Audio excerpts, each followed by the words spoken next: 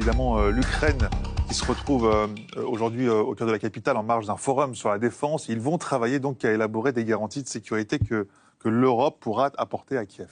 Oui, et c'est un format, on va dire, assez inhabituel. Les grands chefs militaires se réunissent rarement ainsi. En général, ces réunions ont lieu au niveau ministériel. Ce sont les ministres de la Défense qui se retrouvent autour de la même table, soit dans le cadre de l'Union européenne, donc à 27, soit dans le cadre de l'OTAN, donc à 32. Aujourd'hui, il y aura 31 pays représentés, c'est-à-dire tout l'OTAN, mais sans les États-Unis, donc qui n'ont pas été invités.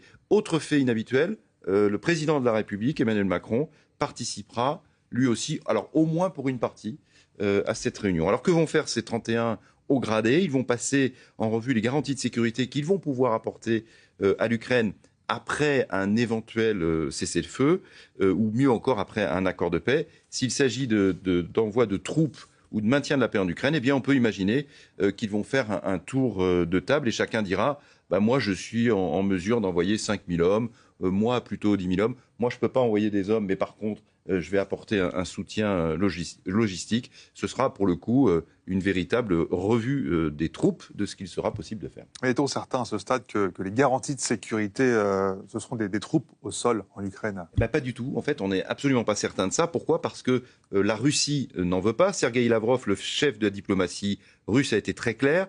Il a dit « Moscou considérera la présence de ses troupes sur le territoire ukrainien de la même manière qu'elle considérait la présence potentielle de l'OTAN en Ukraine, c'est-à-dire de façon résolument hostile. Pour la Russie, l'Europe, c'est l'OTAN, et c'est vrai d'ailleurs, et l'OTAN, c'est l'ennemi. Le problème, c'est que les Européens sont pris entre deux feux parce que Donald Trump, lui, au contraire, il est très favorable à cette hypothèse, tellement favorable qu'il veut que les Européens y aillent tout seuls. Voilà.